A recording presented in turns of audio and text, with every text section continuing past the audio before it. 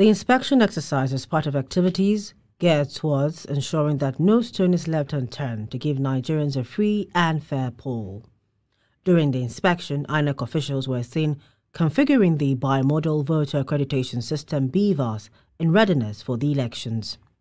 After the inspection, she is convinced that INEC will deliver on its promise of credible elections in the country. Being on a meeting, seeing everything that is in place, and I'm very, very glad that we are ready for the election. The Delta State Resident Electoral Commissioner Monday Udom on his part reveals that 305,245 voter cards have not been collected in Delta State. For the new cards, it was very impressive.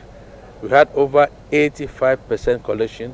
We had 357 cards that came for new.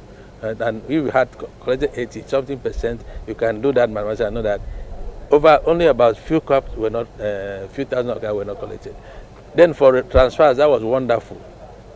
Over 90% of transfers were collected. The only one we had issues were the old cards left over 2019 election. We had only 20% collection in that card. And we had 244,000 of that card that were left over, and only about 20% of that were collected by the close of 5th of February when we closed the collection of PVC. Chairmen of participating political parties in Delta State alongside security agencies also inspected sensitive election materials secured at the CBN branch in Delta State. We have been in there.